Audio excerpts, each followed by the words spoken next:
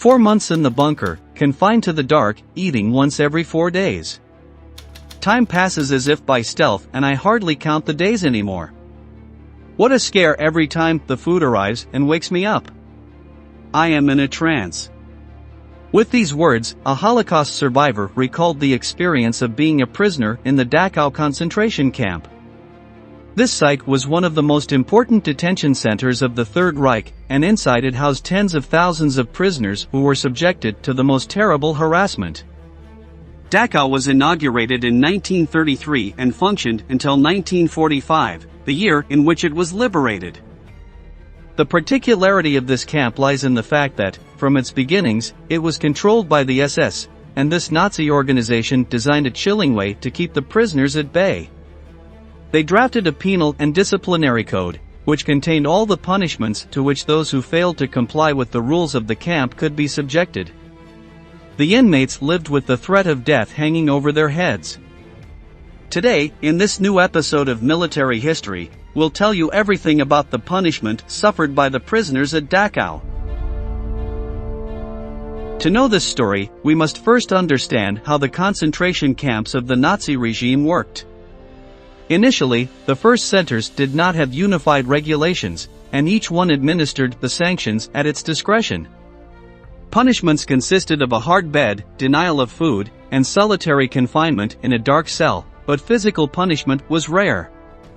This changed forever in May 1933, when the SS, who were in charge of the Dachau camp, drew up the legal code detailing what was to be done when a prisoner broke the rules of the establishment.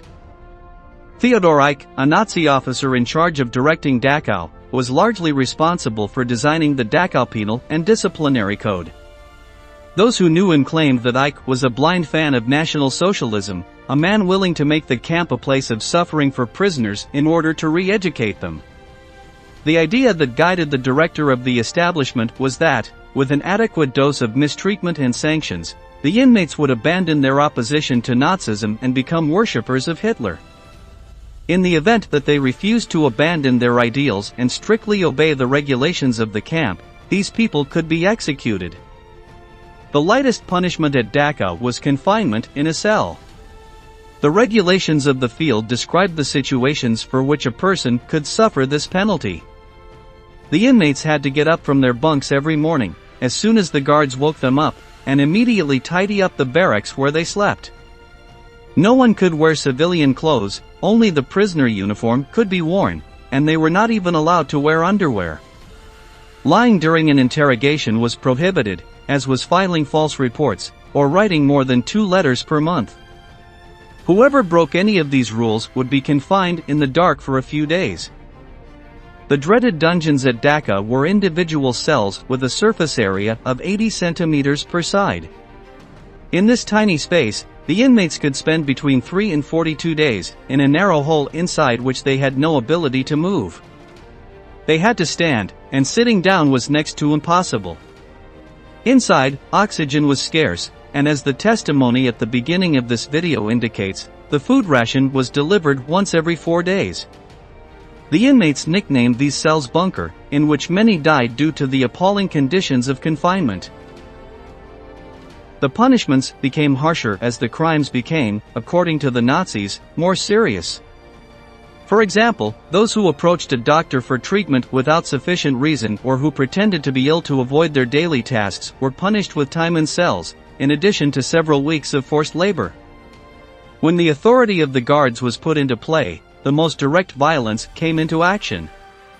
Teasing or insolent comments towards a member of the SS were punishable by 50 lashes on the back. The Nazis had no tolerance for actions that put the order of the concentration camp at risk. Any hint of conspiracy, rebellion, or agitation was punishable by death. Acts considered destabilizing included making inflammatory speeches in front of other inmates, smuggling outside items, and concealing items of clothing and objects that could be used as weapons, such as rocks or knives. Most unforgivable of all, however, was trying to escape from Dachau. These actions were punished with a public hanging, so that the other inmates could see what fate awaited them if they wanted to escape from the concentration camp.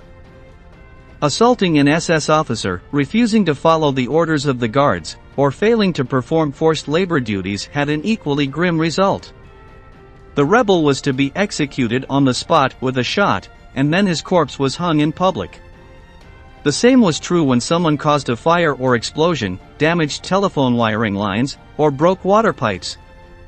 All this was considered sabotage and was punishable by death. In the event that the destruction of property occurred due to negligence and not intentionally, the person responsible was sent to individual confinement in the bunker. Theodor Eicke, the director of Dachau, wanted to keep the honor of the Nazi movement clean, and therefore it was strictly forbidden to bribe SS guards with gifts or money, discuss politics, claim communism, criticize the Third Reich or speak ill of Hitler. These insults were punished with permanent confinement in individual cells, until the inmate died there from exhaustion or starvation.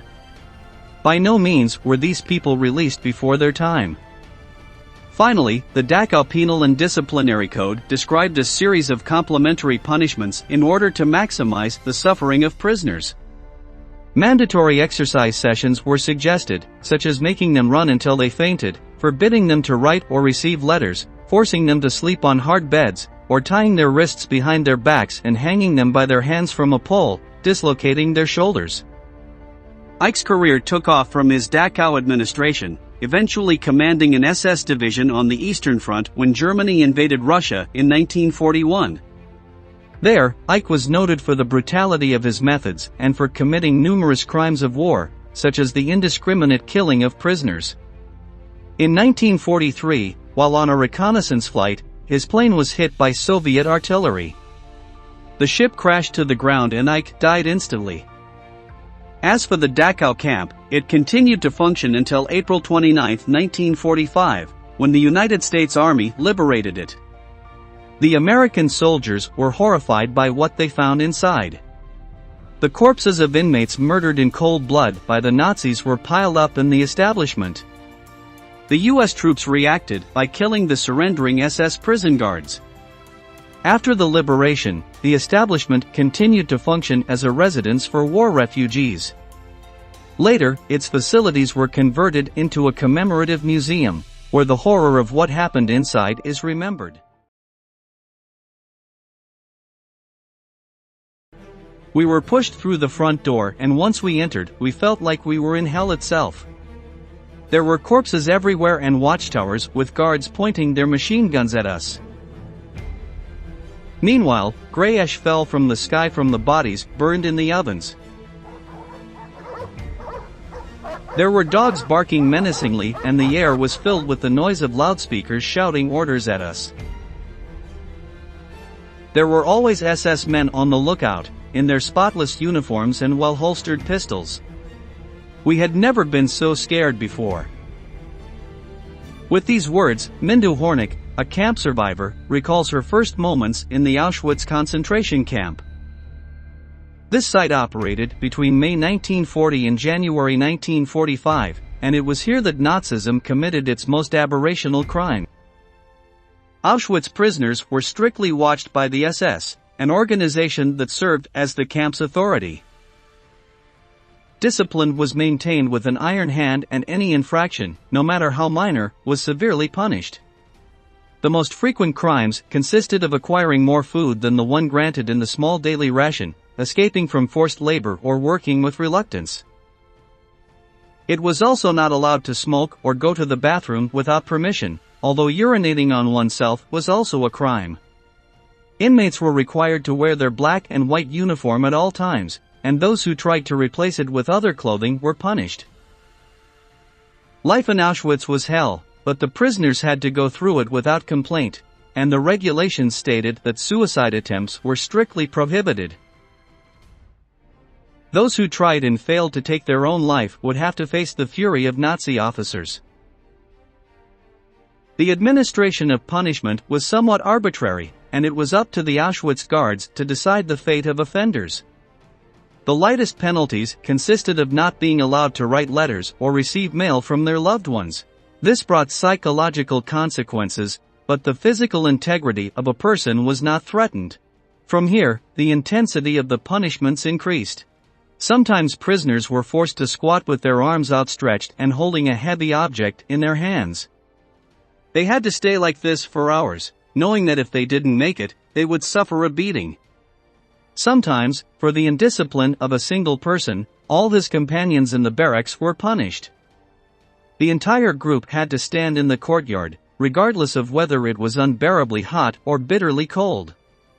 Sometimes they could spend a whole day like this, without eating or drinking, until most of them fainted and lay on the ground.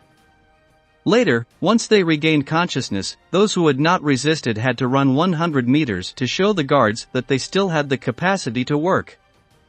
If they were unable to do so, they were sent to die in the gas chambers.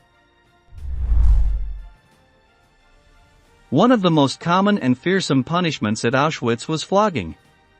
The inmate was taken to the central courtyard, where his feet were immobilized inside a wooden box, his arms were extended, and his stomach was made to rest on a table.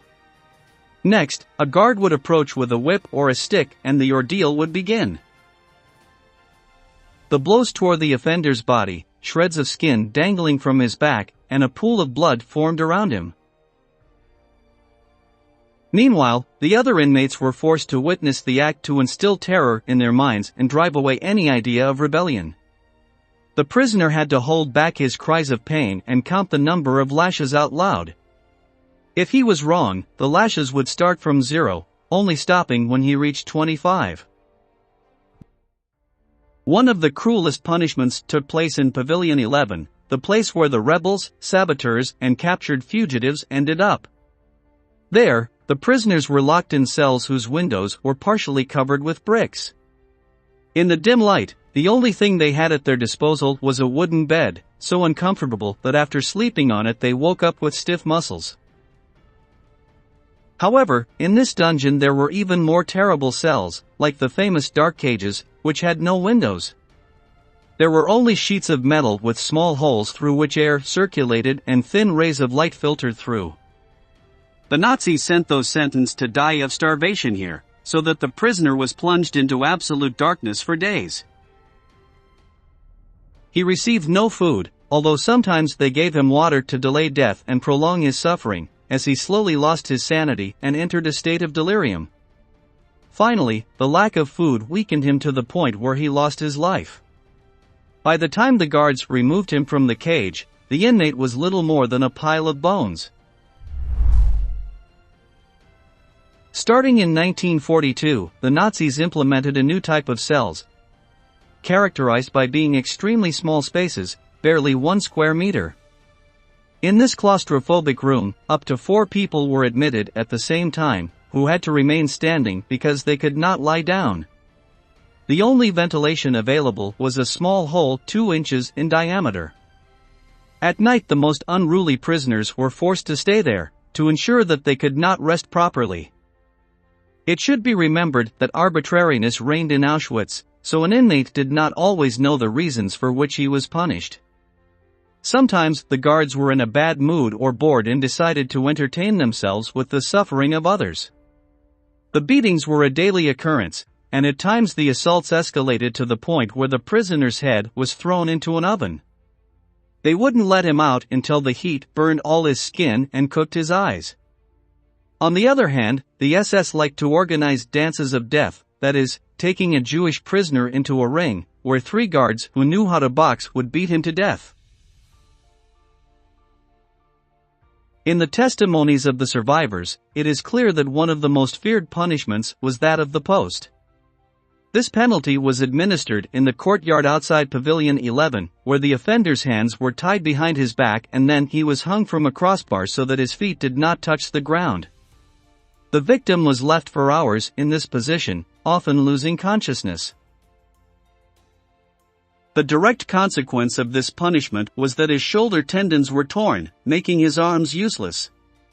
Since he could no longer serve in forced labor, he was usually sentenced to death and killed by firing squad or in the gas chambers. As we see, Auschwitz was the climax of the Third Reich's madness, and the horror did not cease until it was liberated by the Allies in early 1945.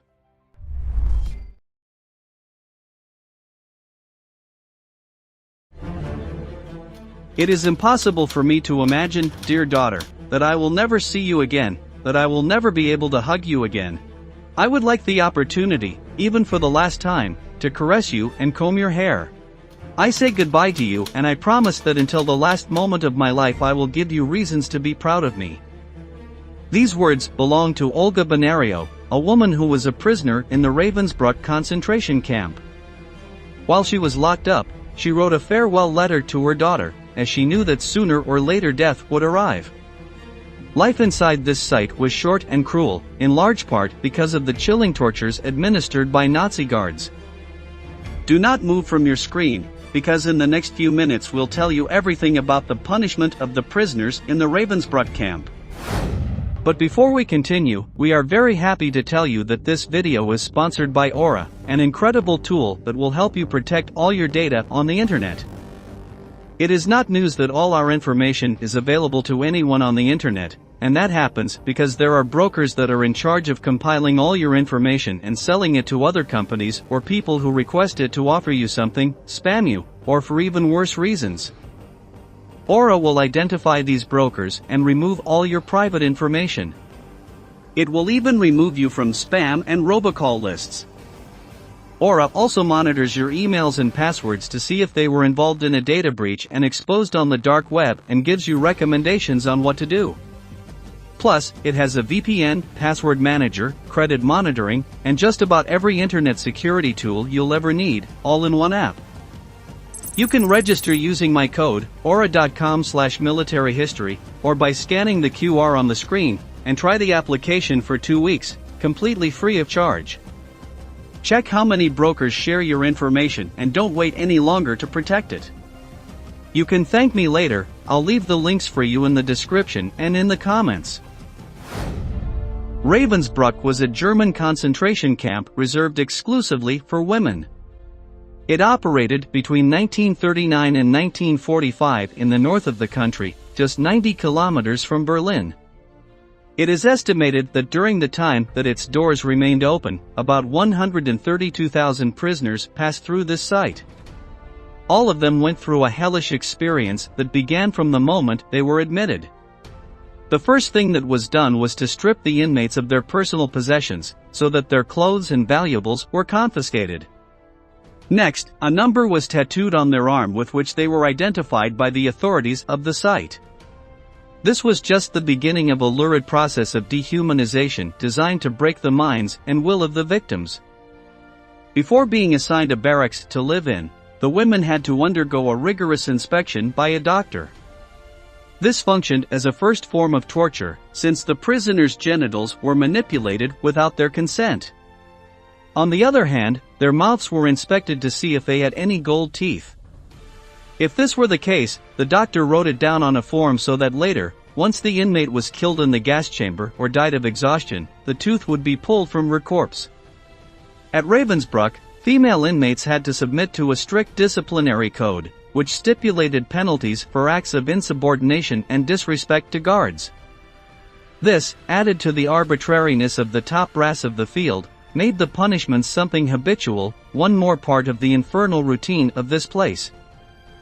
Over time, the prisoners began to identify when they would be subjected to torture. When they were summoned to the central courtyard of Ravensbrück, they would panic, since this was the beginning of a long session of suffering. Take, for example, the testimony of Francine Bryant, a survivor who remembers it this way: "There was no fixed time to call us, sometimes it was daytime and sometimes it was night. They forced us to leave our barracks and stand in the yard for hours. For reasons we couldn't understand, we weren't allowed to walk or move a single muscle. Usually this happened on Sunday afternoons and holidays, as those were the times when the kitchen was closed. We were not fed and we were exhausted." Some inmates remember that they had to remain on their feet for 7 hours, from 3 in the afternoon to 10 at night. This punishment was particularly cruel in winter and summer, when temperatures could cause a woman to succumb to hypothermia or faint from the heat. When this happened, they were kicked to the ground or savagely beaten by the guards, who were on the lookout, walking among the inmates in a threatening manner, attentive to who did not comply with the punishment guidelines. These group torture sessions were organized when a prisoner accidentally broke a window or inadvertently caused minor material damage to the facilities. In this way, in the event of a mistake by just one, all her companions in the barracks had to take responsibility.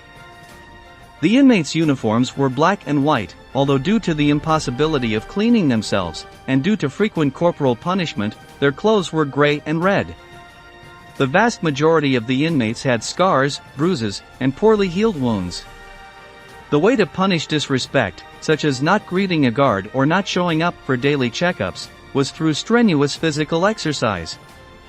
The women were forced to remove their trousers and squat, standing on their fingertips with their arms stretched out in front of them.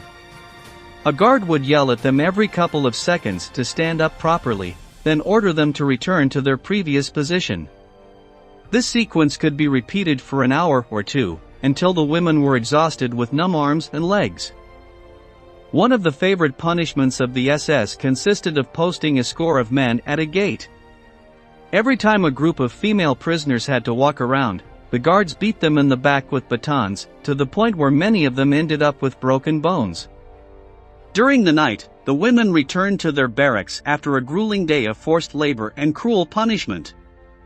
However, even at that moment they could not rest, since they had to share the beds of 3 or 4, which made it impossible to sleep comfortably.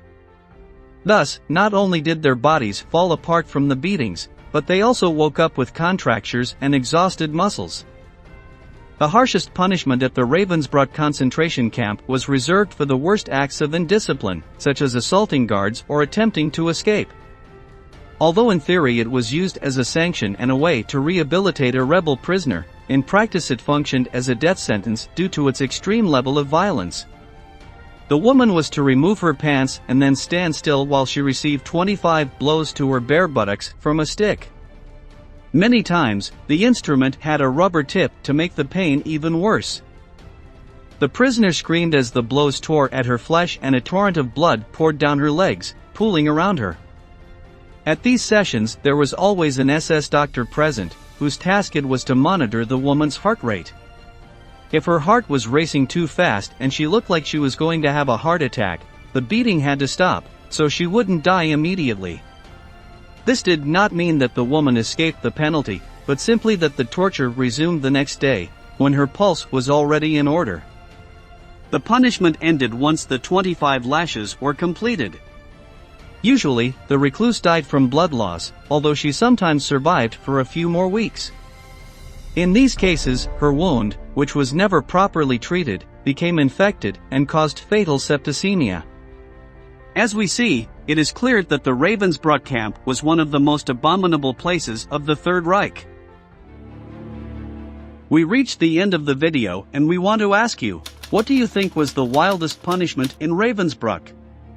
Leave us your answer in the comment box below and don't forget to subscribe to our channel to learn about many more military events that left their mark on history.